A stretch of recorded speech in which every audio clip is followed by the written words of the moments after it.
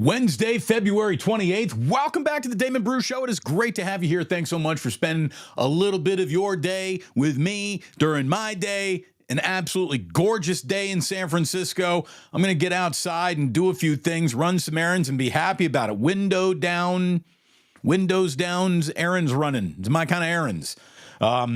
We got a really good show for you right here today, reminding everyone Plus Mania is happening on Sunday. Plus Mania 3, The Revenge, happening at the Halfway Club Sunday. Doors at 4 o'clock at the Halfway Club, and we're going to be hanging out in the late evening into the early evening. Who knows how long it goes.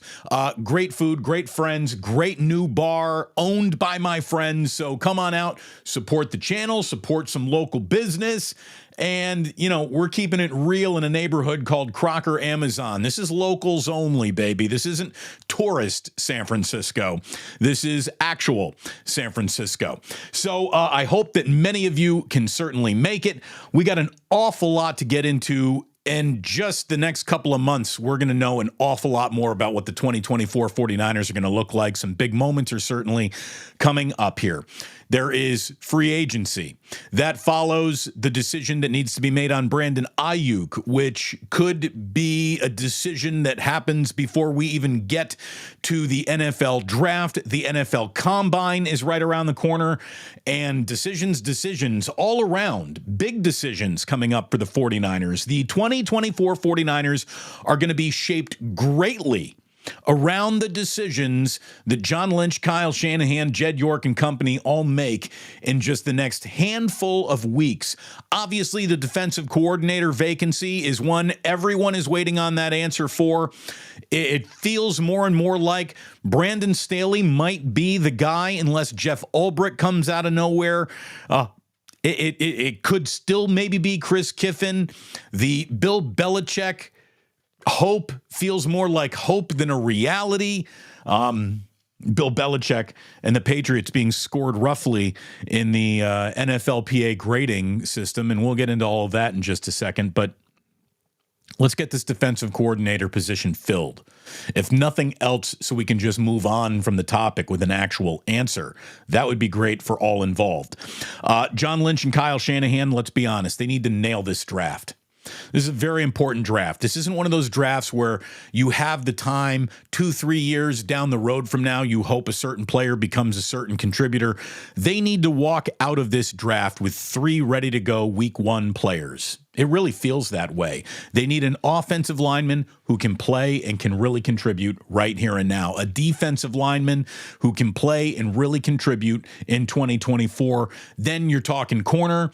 Maybe you're talking wide receiver, but I don't think so, because I just think that Brandon Aiyuk is a guy who, if there were Brandon's got to go because we can't afford him anymore. Well, the salary cap just went up $30 million, and that needs to be able to address the Brandon Aiyuk problem more than moving on from Brandon Aiyuk. I think helps the 49ers be a better football team next year, even with all the salary cap math that they would do around that, or whoever they would be able to add and move up in the draft to get.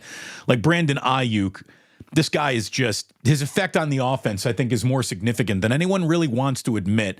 Not only are you greatly, obviously, affecting a passing game if you remove the first back-to-back 1,000-yard wide receiver that this team has had in like forever, but I think you greatly affect the running game, and you greatly affect Christian McCaffrey's effectiveness because he's that involved as a downfield blocker. He is everything that Kyle has wanted to coach into a wide receiver. He finally has it now in Brandon Aiyuk. So please get that deal done. And this is going to sound a little crazy. One of the most important things that needs to happen here is Kyle's getaway time. Kyle Shanahan needs a vacation, folks. He needs to get away from all of this. The pressure that the 49ers are going to be under in this upcoming football season is going to be even greater than the pressure that they faced last year. Like I said, there's no room for any regression. The mandate is win the Super Bowl. Losing the Super Bowl or anything less than that will be seen as regression.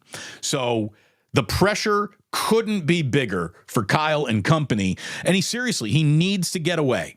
He needs to reset, recharge his own battery. He's got to walk away.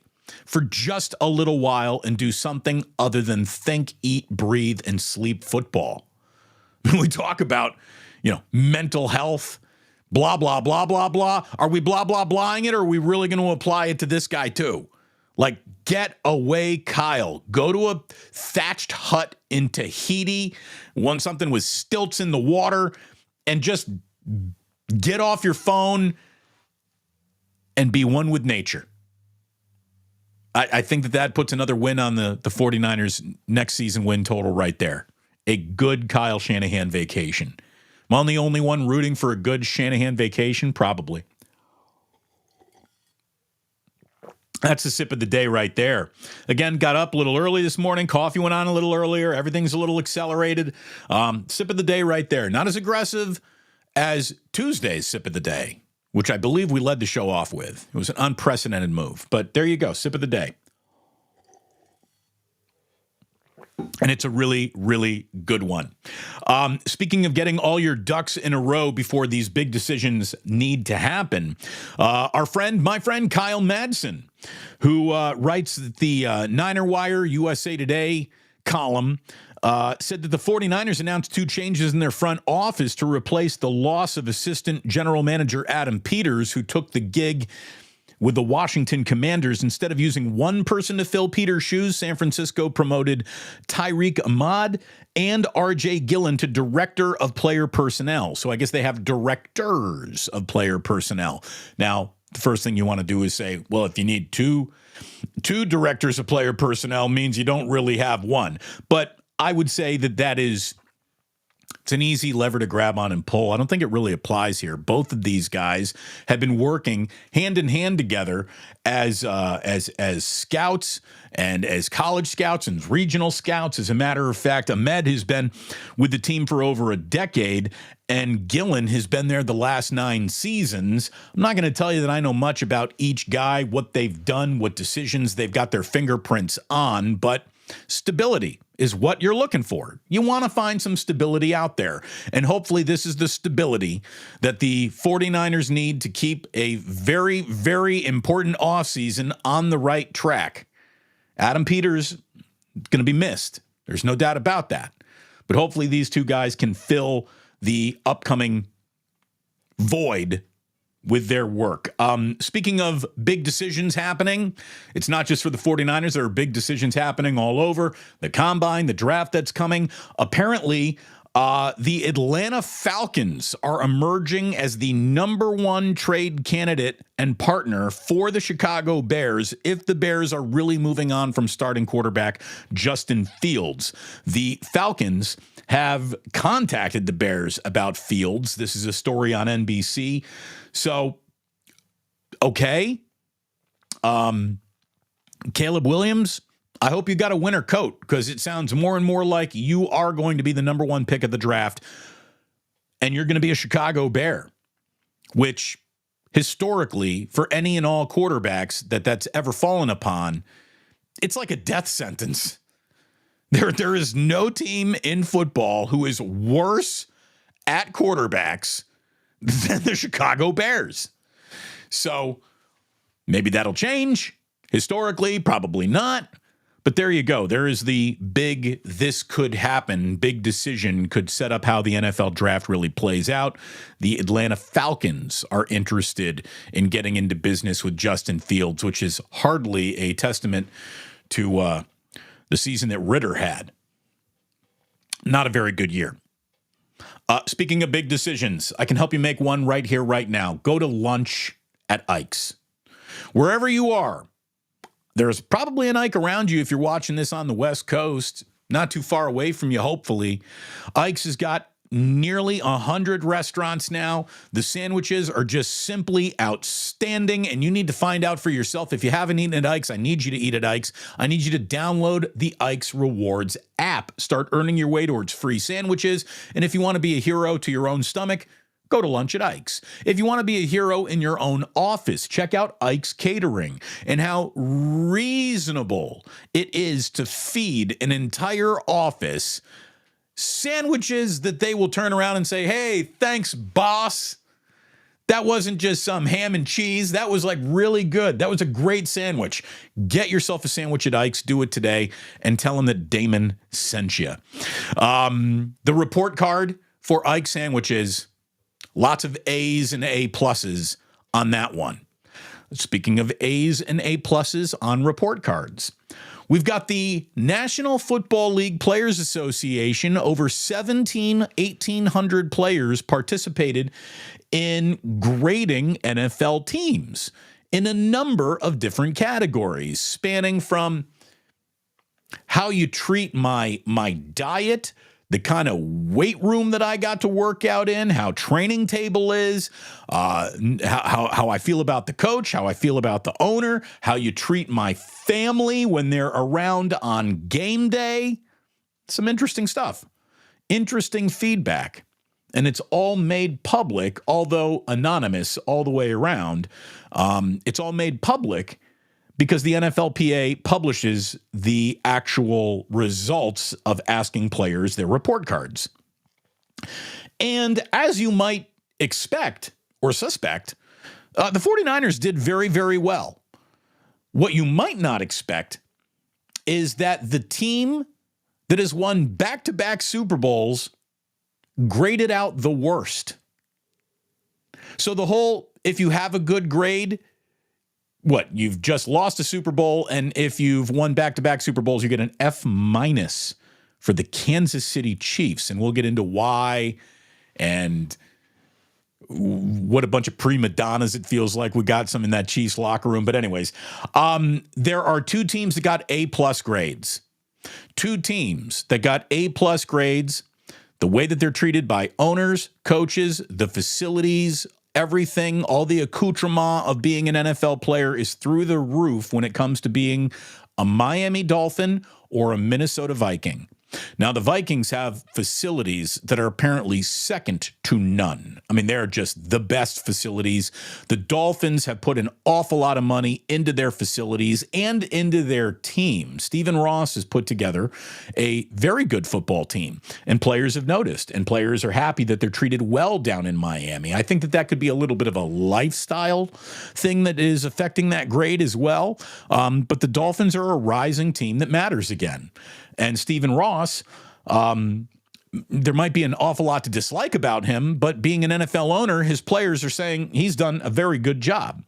The Eagles, Broncos, Ravens, Packers, and surprisingly, the Jacksonville Jaguars all graded out with A's, solid A's. Now, the Jaguars are interesting because they, under the Urban Meyer regime, which didn't last very long, were way at the back of the pack of grading out well. Now they are one of the best grades. It's amazing what happens when you cut out the cancer, isn't it? So Jaguars really rising there. Packers have always had a reputation for being great to their players, as has the Ravens, the Broncos, the Eagles are all getting A's, A- for the Falcons, the Bills, and the 49ers. The 49ers come up short in one category, and it's a category that we've talked about a little bit. Say whatever you want about the stadium.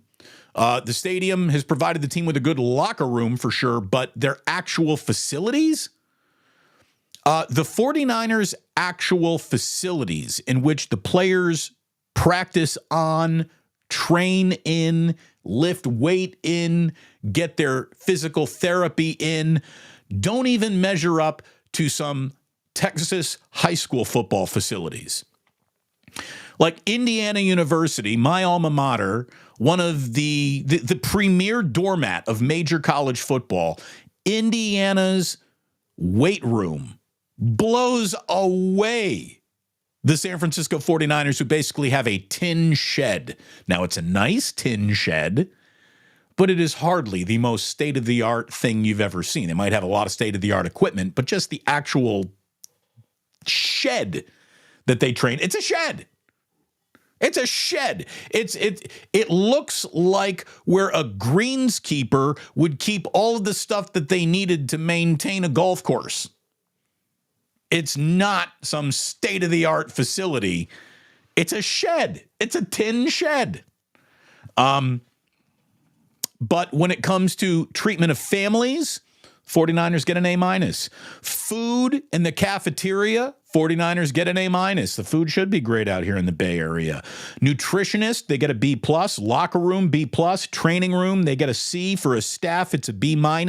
Shanahan graded very well. Jed York graded very, very well. So the 49ers, forget about what I say, forget about what you say, forget about what fans or anyone in the media says. The players in the NFL have voted the 49ers are a very good organization to be a part of. Other categories, working conditions. Now, what working conditions is a lot of things, right? You can put a lot of different topics into the bucket of working conditions. The Miami Dolphins graded out at number 1. At 32, we have the Washington Commanders. Head coach, even though the Kansas City Chiefs got crushed in a lot of other places by their own players, Andy Reid gets an A+ as a head coach. Dead last was Josh McDaniels of the Raiders. So he was hated, and he's no longer even in the room. Willing to invest owners. Stephen Ross, number 1 with the Miami Dolphins. At number 32, this is Clark Hunt and the Kansas City Chiefs. And a lot of the Chiefs' acrimony about the F- grade is that apparently the entire team, after the first Super Bowl in these back-to-back Super Bowls, was told, you're going to get a new locker room. We are going to redo the facility, and you're going to get a brand new locker room by the time you come back for next season. Well, the Chiefs showed up this season, and the only thing they got were new chairs. That's it. Oh, the poor Kansas City Chiefs only got new chairs. I mean, did the only guy that they poll here about the Dolphins and the Chiefs was what, Tyreek Hill? I love the Dolphins, hate the Chiefs. Look, it is funny that the Chiefs would grade out so poorly, and it's also a little bit of a dunking on yourself. Like, what good is the opinion of all of these NFLPA players saying the Kansas City Chiefs are the worst at this when they've won back-to-back Super Bowls? It obviously means you bunch of pampered pussies are bigger, delicate flowers than you claim to be. I mean, that's really what this is. I want nicer facilities. Seems to be the crux of the biggest complaints in Kansas City. When it comes to bad teams just have bad practices, and I don't mean like just bad business practices, I guess. The Bengals got 3 F-. The way that they treat families, F-. Like, what are you doing to players' families to get an F-? Families, nutrition, that makes an awful lot of sense. First of all, you're in the Midwest where the official state bird is a side of ranch dressing. You have a city in Cincinnati that is so culinarily devoid of ideas, they lump chili on spaghetti and call it cuisine. So you're in the wrong place for any element of nutrition or food to begin with. And then the locker room got a D+, but an F- for food, nutrition, and families for the Cincinnati Bengals with a D+ for a locker room. The Steelers got a great grade for Mike Tomlin. Everything else was suspect, including getting an F- in treatment of families. Again, what the fuck are you doing to players' families to get an F-? The Chargers, it was revealed, on game day will have a room for your family, but if you want to leave a kid in that room, you got to pay like $75 for the first kid and $50 for all subsequent children. I mean, maybe it's Los Angeles Charger daycare prices that have allowed the NFL salary cap to grow by $30 million. But that just, how that wouldn't be gratis to me is just, I don't know. The Arizona Cardinals got a D+ for families. Again, what are you doing to make guys say, my wife and kids were treated so bad on game day. I'm giving you a D+. I'm giving you an F- for family treatment. That's just terrible. The Commanders got 4 Fs. But you know what? I'm kind of giving them a mulligan on this one because the Commanders have an awful lot of mopping up to do from the single worst 20-year tenure of NFL ownership we're ever going to see in our lifetimes. Like, that's how bad Daniel Snyder was at all of this. So it's going to take a while for the Washington Commanders to dig themselves out of, Villa del Snyder. So they get a little bit of a mulligan on that, but Cardinals performed terribly. Steelers performed terribly. The New England Patriots performed terribly. An awful lot of young players said that they didn't like Bill Belichick. Well, guess what? Bill Belichick didn't like you guys either. He wasn't there to be your friend. He was there to be your coach. I love this stuff. Pretty funny. Pretty funny, these grades coming out. And I just think, like, what's the whole point of this exercise? If the worst graded team in football just won back-to-back Super Bowls, what good are the grades? What good are the grades? If you've proven that your players will just bitch and moan about anything, regardless of the level of success that they're enjoying with a particular franchise. I mean, I don't know what that's supposed to say or mean. I just know some of these players look like delicate little ass flowers. I mean, what's going on? So we are going to have a little Club Plus for you here in just a little while, but Warriors, who we said had a mandate. Warriors had a mandate. It was beat the Washington Wizards or we're not going to talk about you again. Well, they beat the Washington Wizards. Like everyone in the NBA beats the Washington Wizards. The Warriors did that too. Curry needed a late scoring burst to finish with 18 points. Clay led the Warriors with 25 off the bench. I guess that's a good sign. It looked like he and Chris Paul made up a pretty good second backcourt. Draymond Green, 0 punches, 6 points, 8 assists, 8 rebounds. Considering Jordan Poole's out there, and dude, Jordan Poole, dude, there's no getting better with that guy. 12 points, 5 assists, 6 turnovers from Jordan Poole coming off the bench. Moses Moody, not only did he get rare minutes, he got the ultra rare start, and that's because Andrew Wiggins was DNP family matters. Don't know what's going on there. But the Warriors shot 46% from 3. They win the first game of their 4-game East Coast swing. Chris Paul in his first game back in a long time was plus 17 off the bench. That's what you're looking for out of Chris Paul. 21, 6, and 5 for Kuminga. Tyus Jones with 17 assists for the Wizards. So that gets a gold star for Tyus Jones. The Warriors are now 3 games over 500. They take on the Knicks at MSG on Thursday evening. Now, the Knicks are having a good season, but they're not in a good stretch right now. So this could be the right time for the Warriors to catch them. New York is just 3-7 in its last 10 games. Meanwhile, the good folks who come out to MSG are paying the kind of prices where they want to show Steph Curry is one of the best shows still in the NBA. I know that. You know that. We're lucky enough to be able to watch him.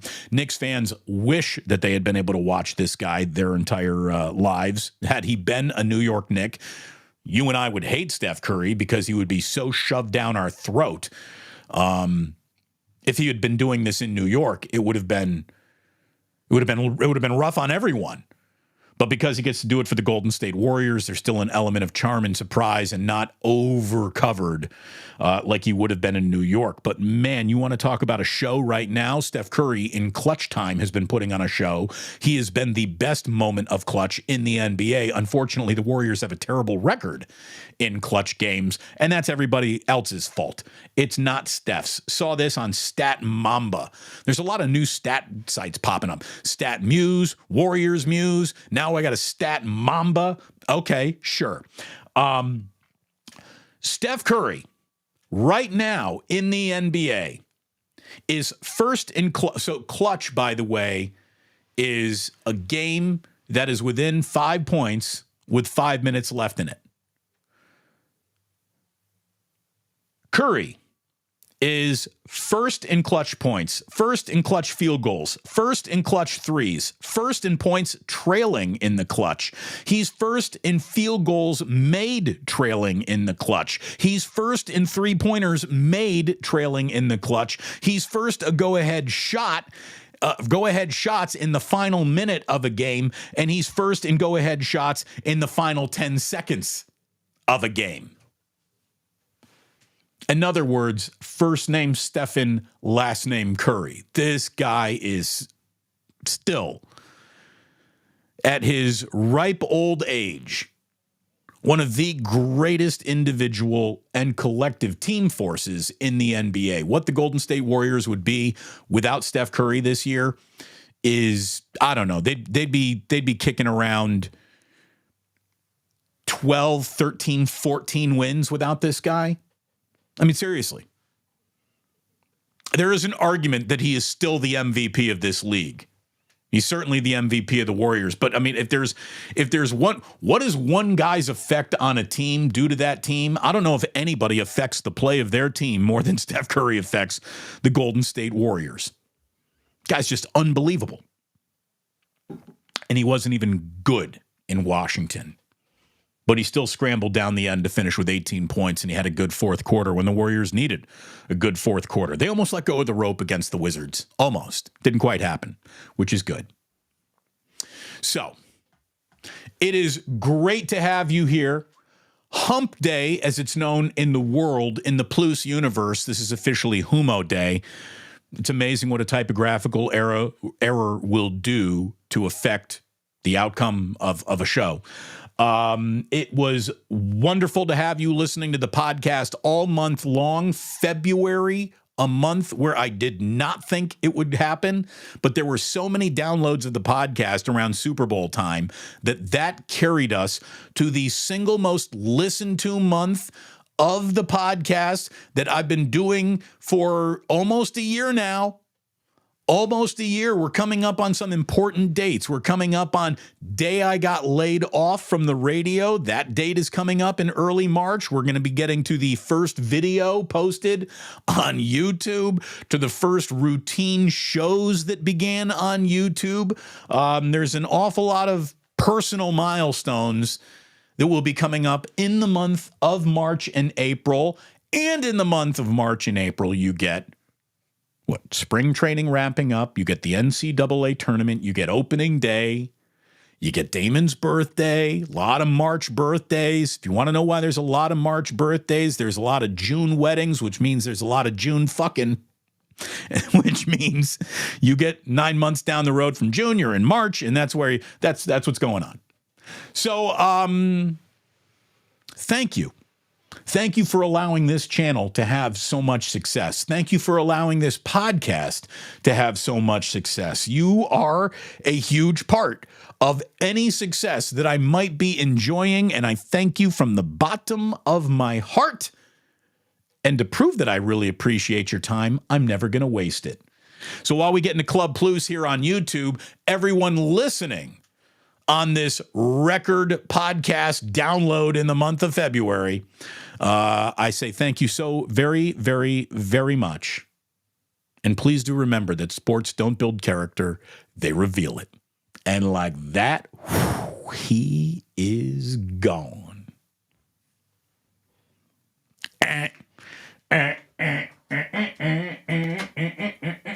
Disco light, here we go. All right. All right. All right.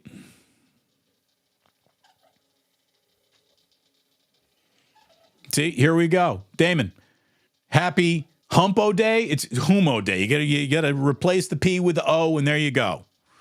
There you go. R.I.P. Cougar Rebel says, hey, man, I mean, the Bears got a bowl with Rex Grossman. You got to give them that. Sure. That was a really good defense. Thank you, Brian Urlacher. Certainly missed that guy in Chicago.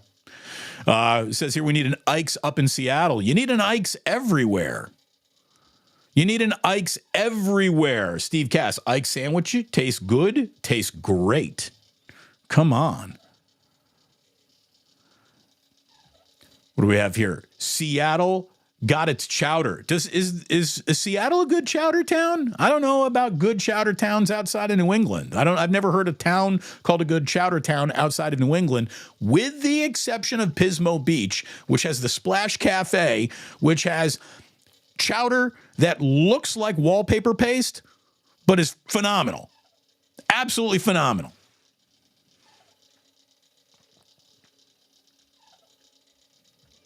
Michelle Haberman, nom nom nom, which is universal for that's delicious. Might have to get me an Ike's today. Michelle, go get one. Go get one. Smiley Dan's like, what? The Bengals don't feed their dudes? Was that part of it? I didn't actually read the Bengals report card. I just saw how bad it was, and I assume that they're trying to push off chili mac on everyone. Just gross. I don't know if you've ever tried Queen City chili. It's okay. And, a little chili on top of spaghetti, like you do a bite of it and you're like, okay. The last thing you want is like a bucket of that.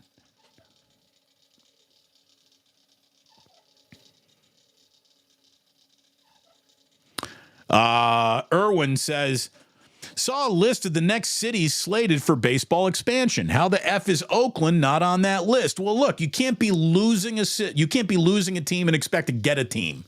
That is kind of how that works. But it is also just gross that it does work like that, because the city of Oakland has always done how about this? The city of Oakland is certainly better at supporting a team than the current owner of the baseball team in Oakland. I think there would be an awful lot of spite fandom should we just get rid of John Fisher. I mean, look, the A's are salvageable in so many different ways, but baseball is, again, they're not going to strip a city of a baseball team and then come back and make the argument that this city really needs a baseball team.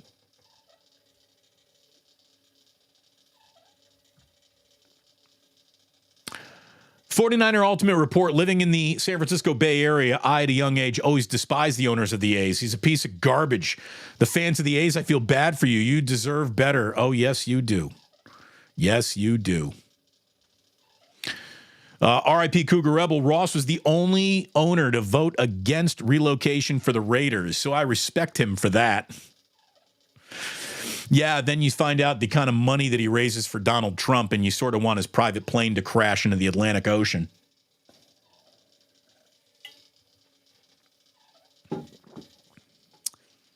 Let's see.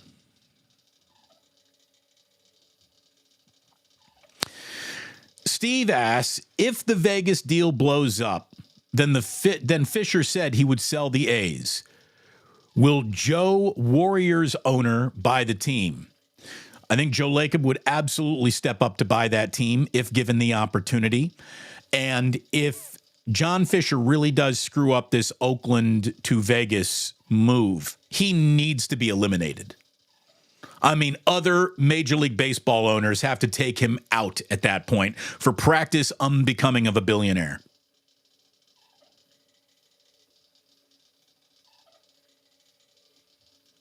So, Joe Schmo, I believe he's right about this. If Joe Lacob sold a share of the Dodgers and bought the A's and they stayed, I'm getting a Lacob tat. What would the Joe Lacob tat look like? Would it be like him getting booed on Chris Mullin retirement night? Or would it be him going, into the camera at the sideline of a Warriors game? Or would you wait for like a baseball Joe Lacob image to appear, and then that's the tat you would get? I don't know.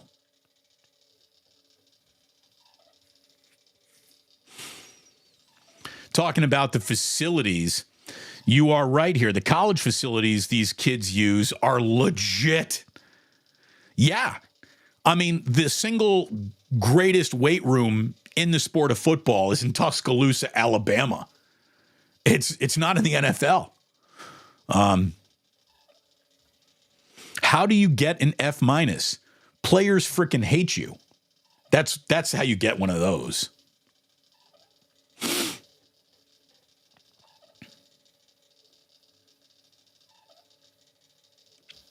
And yeah, by the way, that sounded wrong too. Joe Lacob doesn't own a part of the Dodgers. That is Peter Guber who owns a part of the Dodgers.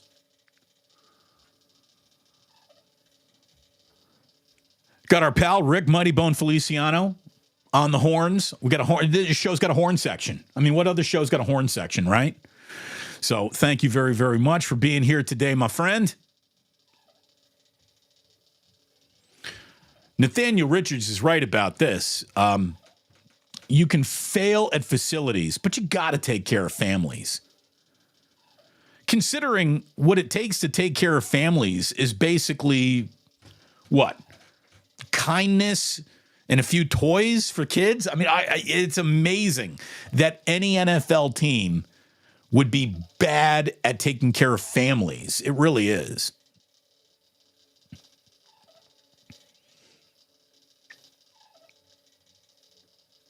San Bruno Mike, again, Steelers, F minus. Is that even possible? No, they didn't get an F minus. They got an F. The only F minus went to the Kansas City Chiefs. Apparently, if you want that minus, you're going to have to you're going to have to win back-to-back Super Bowls.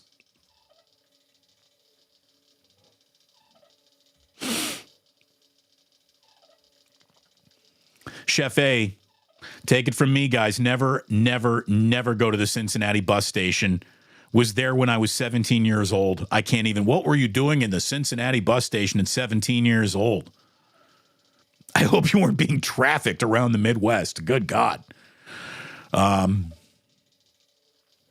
Nick Nice. What's going on, Damon? What's up, Nick Nice, 21. Good to have you in here, man. Thank you very much. Hey, Damon, this is from Drumroll 420. You really want an axe to grind? Ohtani hit his first home run as a Dodger. Meanwhile, the Giants, ...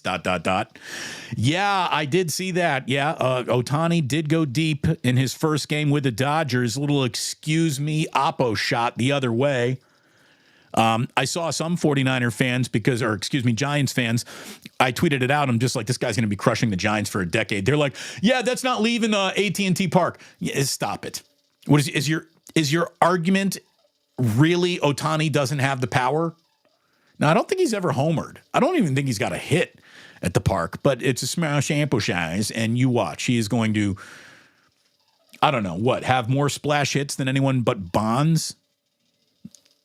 Or, no, I don't even know if Bonds has got, I think he's got the record. But there's no jokes to be told about the Dodgers. Someone's like, yeah, but that lineup's a little bit old. Well, that's what happens when you fill out a lineup exclusively of former Major League MVPs. The first three hitters in the Dodgers lineup sound like this. Leading off, former MVP. Followed by former MVP. Followed by reigning MVP. So, just stop. There's no making fun of the Dodgers. Just stop.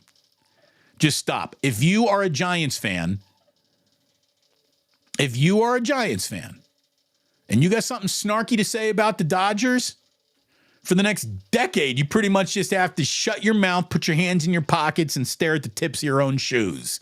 There's not a lot of dunking on the LA Dodgers just based on roster construction.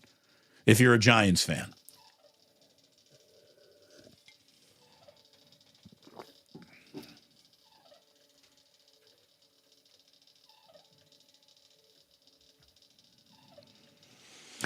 CP3 was the closers the Warriors needed in the fourth to prevent the lead from totally evaporating in D.C. Irwin, all I can tell you is that I saw that too, but I am absolutely not going to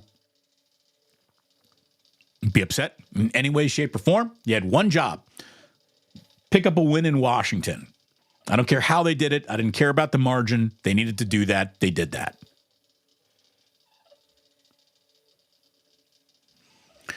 Yosarian.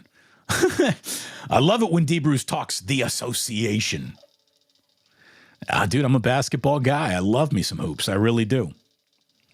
I feel like we could even get deeper into hoops if the 49ers would just hire a damn defensive coordinator.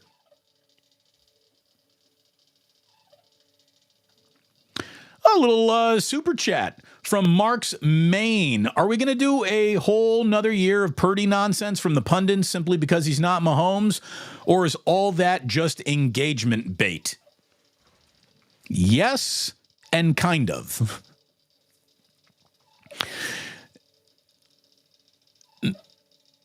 Measuring every quarterback against Patrick Mahomes would be an unfair thing to do. So there's just a handful of guys that are selected to be measured against Patrick Mahomes. If you are being measured against Patrick Mahomes directly and you were the last pick in the draft, you're off to a really good start, is the only way I would look at it. But there is an awful lot, Marks, of just looking for attention and engagement. The thing that I am most absolutely thrilled about is that we don't have to have an internal who is the quarterback conversation for the first time in like 5 years. If the rest of the country wants to debate the validity of Brock Purdy, let them till they're blue in the face. Who cares?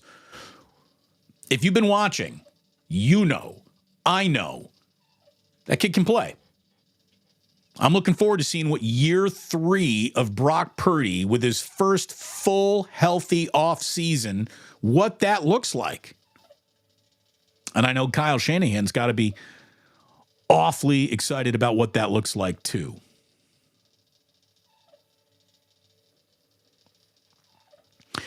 Red Eye said, saw the title, expected 49ers shit.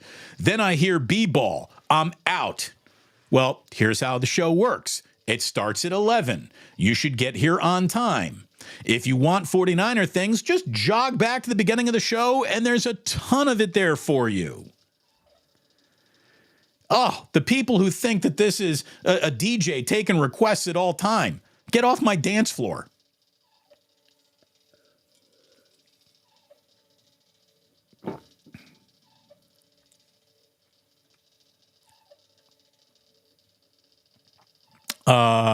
Let's see. Whatever happened to Steph's water endorsement? I think he endorsed Brita, didn't he? I don't know if he was endorsing water. I don't know. But the first name Stephen, last name Curry, that's what we're talking about. I think that was a Brita commercial.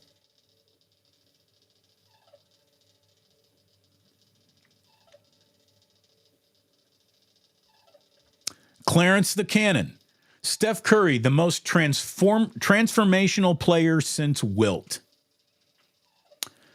I mean, I hear what you're saying. We could nitpick who the transformational players are. Like, to me, I've always said George Mikan, who came before Wilt. Mikan brought the game to the rim. Michael Jordan brought the game above the rim. Steph Curry took the game out to the three-point line. Like, if you were asking me who are the 3 most transformational players, that's my list. And I'm not saying that these guys are the best at anything, just evolutionary steps. And I understand that Dr. J was known for dunking before Michael Jordan was in the league. I get it. But Michael Jordan took dunking to an art form that no other player ever brought it to.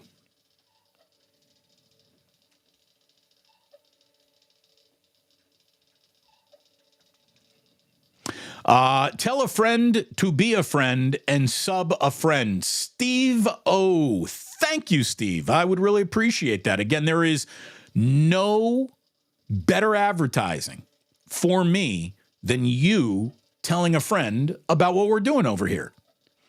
Word of mouth. It's powerful stuff. Thank you very much. Has it been a year already? Almost. Almost.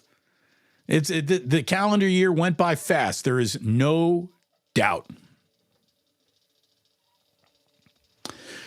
Damon, will Kiffin be introduced tomorrow? He is no longer with the Texans. I will say, I saw that too today.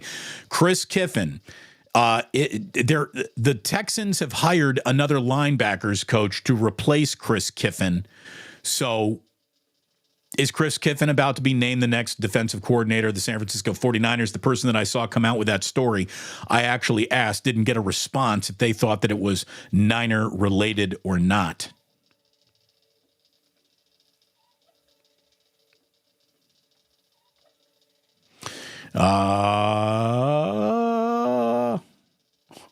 When is the anniversary of the Eggman teaching us the secret touch when making eggs? It's been a long time since we've done a cooking instructional video. But yes, I hope you are making your eggs in a pot, not in a pan, constantly stirring, start at room temperature, bring temp up slowly, stirring, stirring, stirring for the fluffiest eggs you're going to find anywhere, scrambled eggs.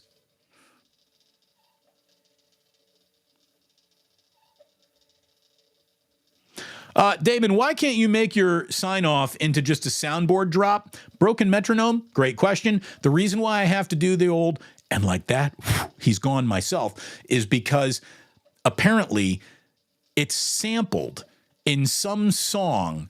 And when I was playing it, because I did do that for a while, my YouTube show would continue to get flagged for a copyright infringement. So if I just say it, there's no flag. And we don't want any flags on the play. And if I play it, I get a flag. So we're trying to avoid the flags. What else we got going on here?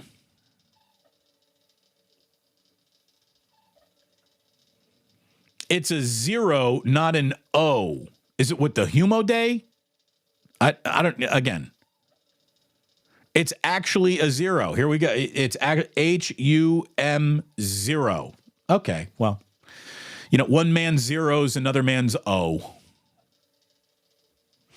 Christopher wants everyone to know up in Seattle that the Pike Place chowder is decent. Again, I like a chowder that grades out better than decent. I am actually very much a fan of Manhattan clam chowder as well.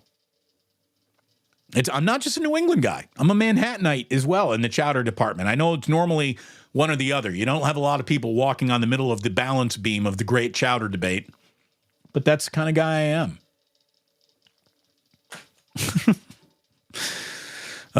People are liking the Pismo Beach, the Splash Cafe shout out. Someone saying that Splash Cafe can give you the squirts. Well, I mean, and that much cream anywhere could do that, right? I mean, I don't know if you got to blame that on the Splash Cafe. I think when you eat an entire bucket worth of cream, you're gonna need to digest that at some point, right? Chowder with a nice piece of garlic bread. Erwin, now you're speaking my language. Again, the garlic bread does very, very well in the Manhattan clam chowder as well. That's right. We got Giants and A's, Scottsdale or Mesa. I don't know where the game is. I really don't even care. But we got a little spring training between both teams today. Yay.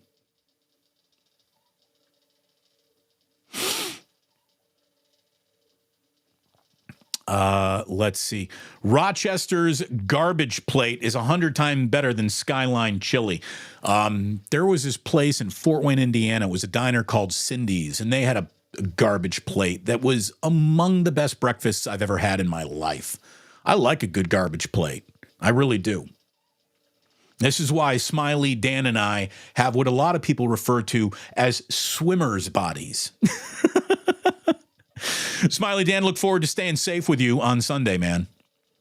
Plus Mania 3. It's going to happen. It's going to happen at the Halfway Club on Geneva. We hope to see you there.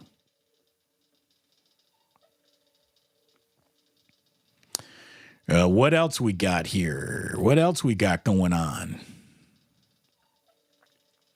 This is from Big Papa.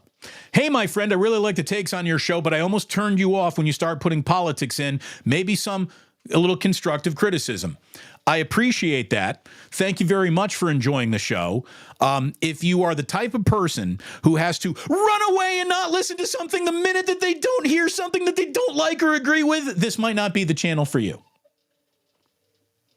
Again, we're going to ask you to think at times. And if you are someone who is interested in what Donald Trump is selling, you're not thinking at any time.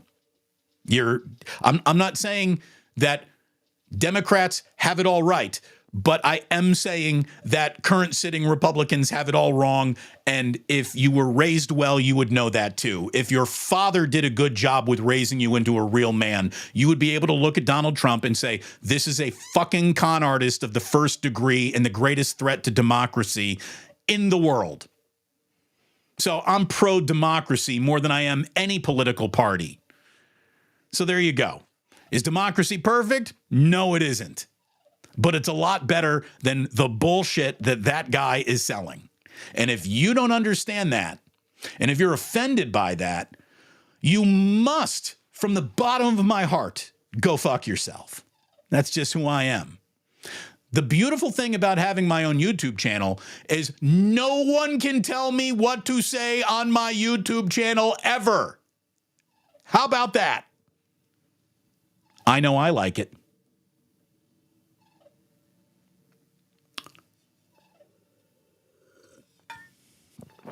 Damon, do I hear your dryer squeaking in the background? No, it's my disco light that squeaks a little bit. I think I need a better disco light, D-Flow. Thanks for asking. My Joe Lacob tattoo would be Mark McGuire's body with Joe Lacob's face. Christopher, thank you.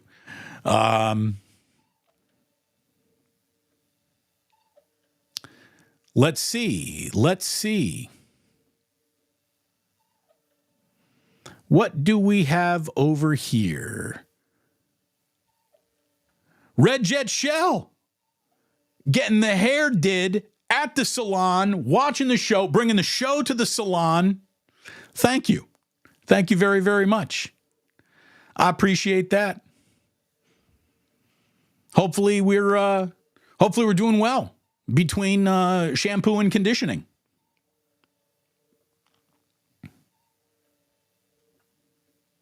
Again, phone down, head up. I say this as I sit under the hairdryer. Thank you very much. Tribe Called Plus. Appreciate that. What else we got going on here?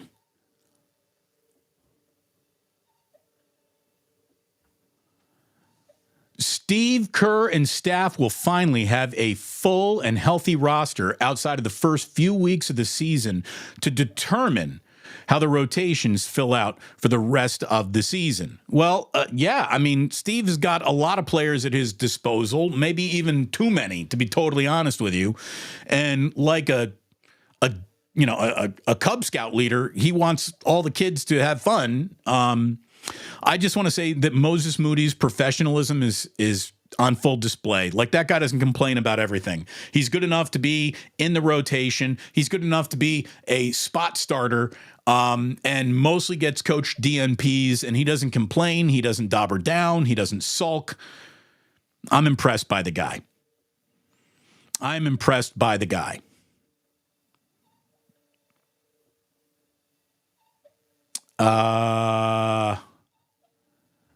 Damon, we need to get off my dance floor merch.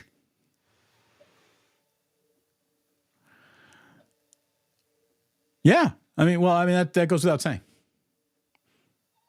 We need a lot of merch. We need any merch. It'll come. It'll come eventually. Let's see. Steve asks again, didn't Farhan promise to build an outstanding farm system? Yeah, he did. And it's not even close.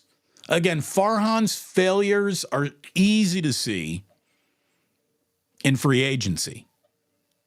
They're even easier to see in the lack of farm system. And I don't want to hear a word about COVID was a tough time on everyone. Everyone went through it. Everyone else in baseball's got really young, interesting players coming through. The Giants might have 1, 2, or 3 of them. It isn't good.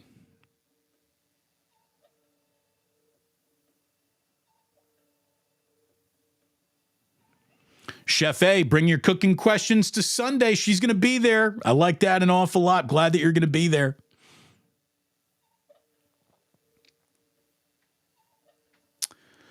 Damon, did you know that on 107.7 The Bone, they still use the "and like that he's gone" sound? Well, but they're not about to trigger anything on YouTube, so that's okay for them. But yes, as you know, I work there.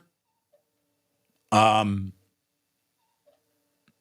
probably the soundbite that I put into that system over at Cumulus. So, yes, I am aware of this. What else we got? What else we got as we get to the end here?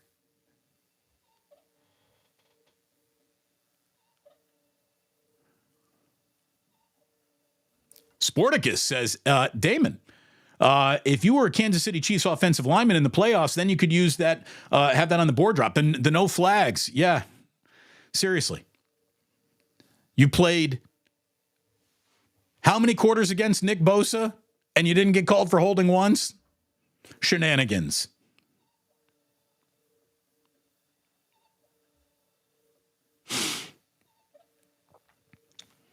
Damon, can you get another voice actor to recreate that drop? Well, I can just do it myself. I'm not paying outside help. I just do that myself. I am the other voice actor. And you're right. You're right. You do not have the right to an unoffended life. Amen, amen, amen.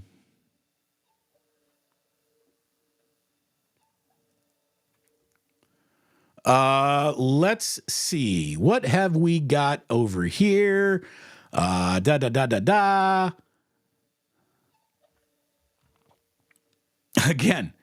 at the I heart Damon Bruce. Yes, I do. Thank you, Red Jet. I heart Damon Bruce. How about you? Best day ever at the hair salon. I mean, if I'm helping that hair get did, I feel good. I feel really good about that. Take it a step further. Get the nails done. Go for it. And the hair color. Color cut. That's an expensive proposition, by the way. Damon, YouTube can still demonetize your videos for swearing, though. They can, except I tell them this is explicit. So you only get in trouble is if you serve up something without telling YouTube you're serving it up. I tell YouTube explicit adult language is used on these videos, so they don't flag me.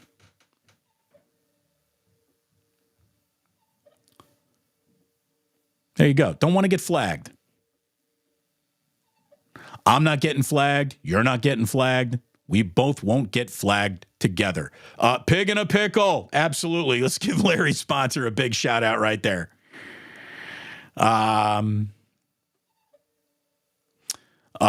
Steve says, will Ralph Barbieri come on your show? I truly miss him. Ralph passed away, if you didn't know. Ralph passed away. So unavailable is the best way to describe his chances of coming on the show.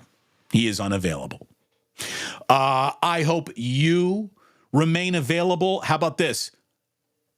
Thursday's show is going to start an hour earlier.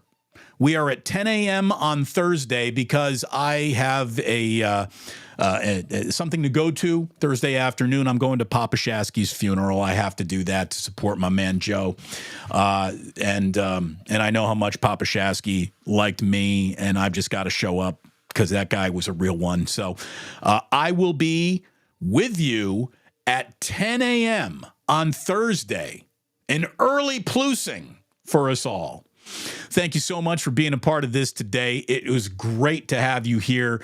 Appreciate all the support. Don't care about all the hate. Either way, thanks for paying attention. Means an awful lot. The only thing I need to let you know is that you don't have to go home. You just can't stay here.